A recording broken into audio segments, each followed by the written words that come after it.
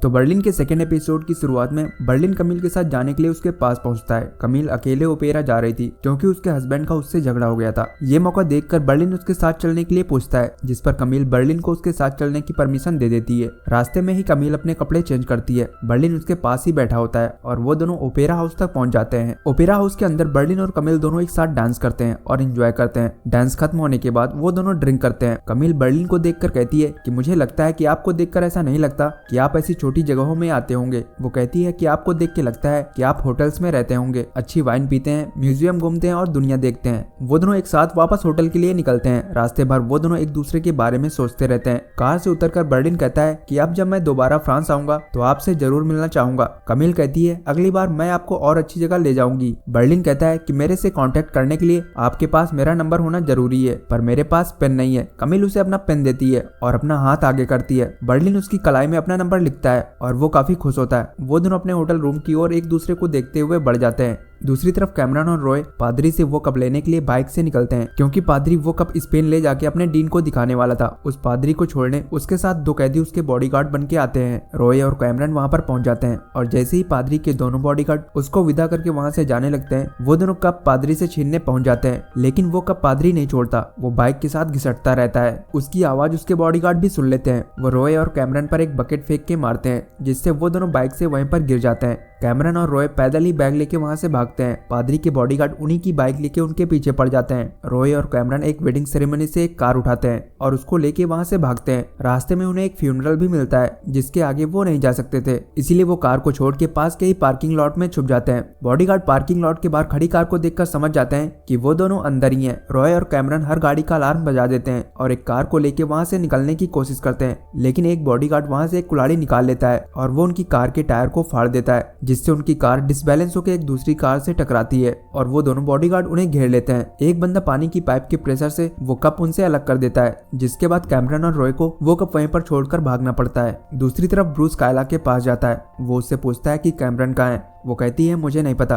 Bruce कहता है कि वो मेरी बाइक ले गई थी और मैं उससे कांटेक्ट नहीं कर पा रहा हूँ। तभी ब्रूस कायला के रूम में वीआर गॉगल्स देखता है, जिसकी कोडिंग खुद कायला ने करी होती है। ब्रूस उससे पूछता है कि क्या मैं इन्हें पहन सकता हूँ। पहले तो कायला मना करती है क्योंकि उसका काम अभी भी खत्म नहीं हुआ था, पर ब्रूस के बार बार रिक्वेस्ट करने के बाद वो उन्हें पहनने की परमिशन दे देती है। कायला ब्रूस की बॉडी में मोशन सेंसर लगाती है। तभी वो ब्रूस की बॉडी काफी करीब से देखती है, जिसको देखकर वो थोड़ा अनकंफर्टेबल हो जाती है क्योंकि वो किसी के इतने क्लोज नहीं आई थी। ब्रूस उसका गॉगल देखता है जिसमें वो कायला के अवतार को देखता है। ब्रूस कायला की बहुत तारीफ करता है और कहता है कि तुम्हें तो नासा में होना चाहिए। वो ये भी कहता है कि मैंने तुम्हारे अवतार का चेस्ट देखा जो देखने में काफी अच्छा लग रहा था। कायला उसकी ये बात सुन के गुस्सा करती है और उसे वहां से जाने के लिए बोलती है। ब्रूस वहां से जाते जाते कायला से पूछता है कि ये वीआर गॉगल्स वो क्यों बना रही है, जिस पर वो बताती है कि बहुत सारे लोग अपने दोस्तों के साथ दूसरी जगहों पर घूमने नहीं जा सकते, पर ये गॉगल्स यूज करके वो उनके साथ एंजॉय कर सकते हैं। उन्हें ऐसा लगेगा जैसे कि वो उन्हीं के साथ हैं, वो उनके साथ डांस कर सकते हैं, इवन वो ड्रिंक भी कर पाएंगे क्योंकि ये सब वीआर गॉगल्स के जरिए उनके दिमाग में चलता रहेगा।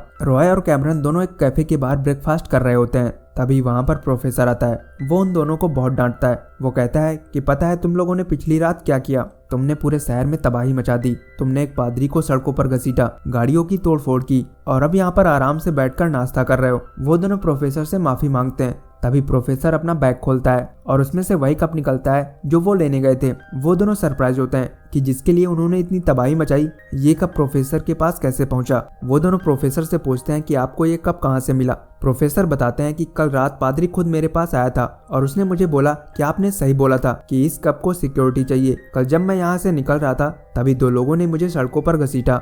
प्रोफेसर बताते हैं कि पादरी लगभग एक हफ्ते तक बेड रेस्ट पर चला गया है, जिससे हम आराम से खुदाई का काम आगे जारी रख सकते हैं। वो रॉय को बर्लिन को ये सब बताने के लिए भेजता है। दूसरी तरफ बर्लिन के पास कमिल का कॉल आता है। वो कल रात उसके साथ ओपेरा चलने के लिए उसको धन्यवाद बोलती है। वो दोनों एक दूसरे को अपनी बालकनी से देख रहे होते हैं। बर्लिन कहता है कि क्या मैं एक कप चाय आपके साथ पी सकता हूँ। कमिल कहती है कि मैं आपको बता दूं कि मैं 8 साल से शादीशुदा हूँ, लेकिन मुझे आपके साथ रहने पर अच्छा लगता है। मुझे आपको और जानने का मन करता है। वो पूछती है कि आप कब तक यहाँ पर हैं। बर्लिन कहता है कल तक, जिसके बाद कमिल कहती है हमारे पास टाइम बहुत कम है और वो फोन कट कर देती है। रॉय बर्लिन के पास आता है। वो देखता है कि बर्लिन काफी खुश है। बर्लिन बताता है कि कमिल मान गई है और 1 या 2 घंटे में वो मुझे फिर से कॉल करेगी। वो रॉय से बात कर ही रहा था तभी उसके रूम की घंटी बजती है और बाहर से आवाज आती है कि मैं कमील हूँ। बर्लिन डर जाता है क्योंकि वो कमील को अंदर नहीं आने दे सकता था। उसके कमरे में वो सारे डिवाइस रखे थे जिससे वो कमील पर नजर रखता था, इसीलिए वो खुद ही बाहर चला जाता है। कमील कहती है कि क्या मैं अंदर आ सकती हूँ।